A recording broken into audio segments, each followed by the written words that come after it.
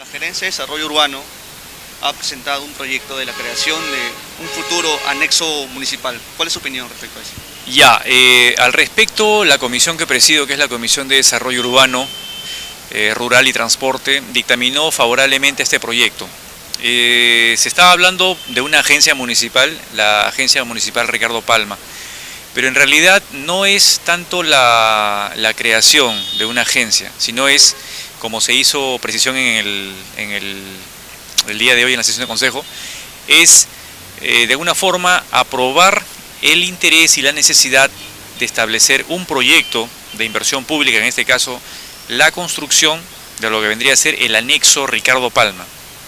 Y en este caso el anexo Ricardo Palma, con miras a que, aparte de construir los ambientes que se han hecho anteriormente en la zona del estadio Ricardo Palma, que albergan en este instante a muchos trabajadores de la municipalidad, se va a adicionar este espacio del anexo 1 Ricardo Palma, sobre todo porque la propia capacidad del tema de, digamos, de espacios físicos en que los trabajadores están laborando aquí en la municipalidad, no hace posible que de repente se pueda dar un mejor servicio al contribuyente y, segundo, no haya una comodidad para cada uno de los trabajadores que están laborando. Según el estudio técnico, debiera haber por lo menos unos 7.5 metros por cada trabajador, 7.5 metros cuadrados por cada trabajador, cosa que en este instante no está sucediendo. Entonces, hay dos puntos que tratar ahí, sobre todo para todo proyecto de inversión pública, y en este caso bajo los lineamientos del SNIP, se dice claramente que tiene que haber un costo-beneficio, ¿no? Y sobre todo un costo socioeconómico, sobre todo. Y en este caso el costo socioeconómico tiene que ver con dos aristas. Uno, brindar mejores servicios a la población, y dos, dar las mejores condiciones laborales para que los trabajadores municipales puedan trabajar, primero con las condiciones físicas necesarias y segundo con la comodidad respectiva.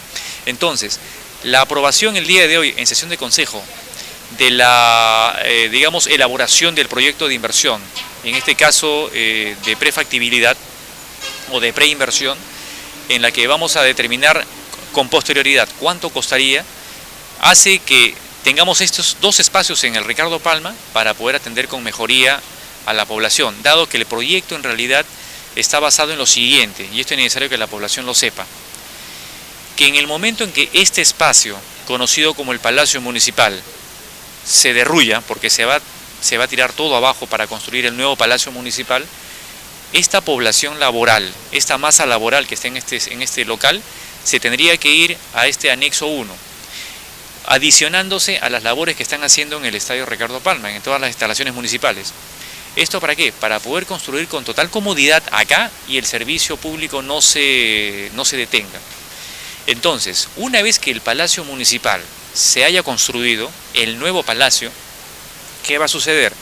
Que sencillamente toda la masa laboral de los dos espacios, uno, el que actualmente ocupamos en el Ricardo Palma, más la masa laboral que esté laborando en el anexo número 1, retornarían a este local central. De tal forma que tendríamos dos espacios de uso público libres y que mencioné en la sesión de consejo, debieran ser aprovechados, como por ejemplo, el actual espacio en el Ricardo Palma, que está en la parte baja de la tribuna del estadio, pudiera ser aprovechado de repente para poder generar recursos propios, tales como por ejemplo, alquiler de esos espacios, por ejemplo, a RENIEC, a SUNAT, a algunos bancos, y las condiciones de la zona de Santa Isabel lo permiten. Y la otra construcción del ahora llamado anexo número 1 sería pues claramente viable como para poder encaminarlos ¿a qué?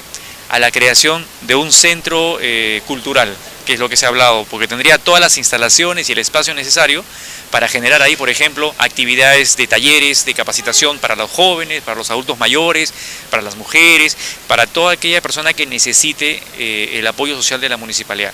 Entonces, este es un primer punto bastante interesante que la sesión de consejo del día de hoy lamentablemente ha aprobado por mayoría. Hubo un regidor que se abstuvo, pero que en definitiva el consejo ha creado casi por unanimidad, salvo un voto de abstención, favorablemente, y tenemos un nuevo anexo en vías de construcción esto ha sido aprobado para que sea ejecutado, o por lo menos sea considerado en el presupuesto institucional de apertura del próximo año, en el año 2012. Ya. También se comentó sobre la sectorización de Caraballo. Creo que ahora se va a sectorizar en 10 zonas. Sí, en realidad lo que se ha sectorizado el día de hoy es la zona urbana. Y la zona urbana estamos hablando desde las primeras urbanizaciones, que estamos hablando de Santa Isabel, hasta la última parte del Progreso. Entonces, digamos por aspectos de densidad, por aspectos de orden físico-geográfico, de aspectos económicos propiamente, el desarrollo local o desarrollo económico de la propia zona, se ha visto conveniente sectorizar en 10 sectores, ¿no? La nueva sectorización de la zona urbana demanda 10 sectores. Entonces, esto no se ha hecho solamente por un asunto de ver o trazar líneas imaginarias, sino simplemente analizando técnicamente cuál es la densidad poblacional, la propia realidad económica, el mismo interés socioeconómico de la población, porque cada zona tiene su interés particular, y sobre todo viendo que las posibilidades de sectorizar de esta manera la zona urbana del distrito va a permitir que tengamos proyectos definidamente encaminados hacia ciertas zonas que tienen características a veces muy poco de diferencia, pero las existen en algo de un sector a otro. O sea, vamos a tener que tener proyectos ahí mucho más específicos por cada zona, y esta sectorización permite que tengamos proyectos más focalizados para cada zona urbana. También se aprobó un fondo de contingencia. ¿Cuánto beneficia eso al poblador de Caraballo? Ya, ese es importante. Ahí ya estamos hablando de una problemática latente. Tal como mencioné en la sesión de consejo el día de hoy, las emergencias no avisan. Entonces, lo que se ha aprobado el día de hoy, y cabe reconocer esto, bajo iniciativa del regidor González, Pablo González, es la creación de un fondo que permita tener, digamos, una respuesta inmediata a aquellos casos de emergencia o casos de desastres. Por la sencilla razón que a veces cuando queremos intervenir tenemos pues la limitación propia de la norma, en la cual dice que antes de aplicar recursos o ejecutar recursos tenemos que tener la aprobación de los entes mayores, llámese por ejemplo INDECI nacional, y de alguna manera pues eso no permite tener la efectividad y la prontitud que merece la atención de una emergencia. La creación de este fondo ha originado que tengamos ahora sí en mente, por ejemplo, que cualquier desastre o cualquier emergencia que suceda en el distrito, por lo menos va a ser prontamente atendida, y va a ser atendida con un pequeño fondo que más o menos está bordeando los 70.000 soles.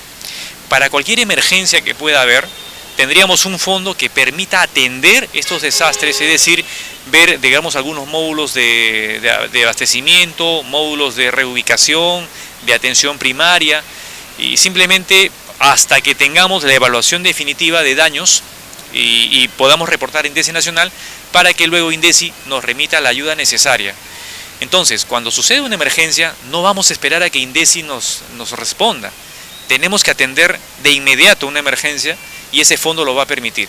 Creo que es un gran avance el que estamos tomando, y como lo dije en la sesión de consejo, esto va quizá de la mano con lo que también hemos aprobado el día de hoy, que es el de declarar de interés y de necesidad el hecho de establecer un estudio y una evaluación de sobre todo la atención de riesgo en desastres, con miras al cumplimiento de la meta 1 del programa de modernización municipal. Hace unos días en la Municipalidad Metropolitana de Lima se habló sobre el tema de seguridad ciudadana. ¿Usted estuvo presente ahí? Estuve presente.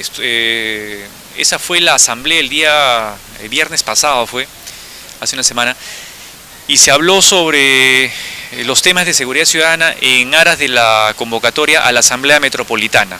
Entonces, los señores alcaldes y también los tenientes alcaldes, en caso de que no estuviese el alcalde, estuvimos en esa sesión en la Asamblea Metropolitana, y se conversó sobre todo de la realidad que se estaba conversando respecto a cómo percibía la población, y en este caso la población de Lima, la seguridad ciudadana. Entonces, ahí teníamos un tema bastante delicado porque, si mal no recuerdo, el señor Gino Costa, ex ministro del Interior y director, tengo entendido, de una ONG que tiene que ver con muchos temas de seguridad, sencillamente dijo algo bien concreto, que la percepción de seguridad en Lima Metropolitana era bastante preocupante porque la población de Lima percibía, el 43% de la población de Lima percibía que sencillamente tenía una ciudad muy insegura.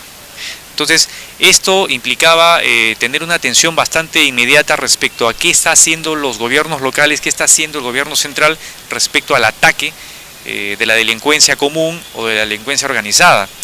Y acá conversábamos mucho que, por ejemplo, este estudio definía que los gobiernos locales que tenían mayor capacidad o mayor poder adquisitivo en sus gobiernos, en sus presupuestos, la población de esos gobiernos, de esos distritos, sencillamente tenían una muy baja preocupación.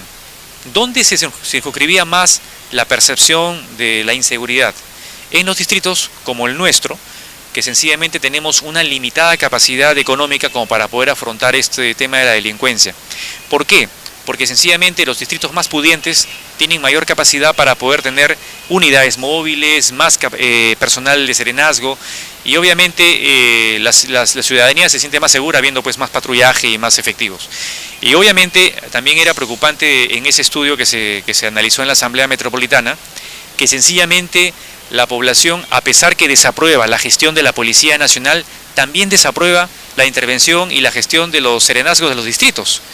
Pero valgan verdades, también lo mencioné en algún momento en alguna entrevista radial, la percepción de malestar era menor en el serenazgo. Entonces, ¿eso qué implica?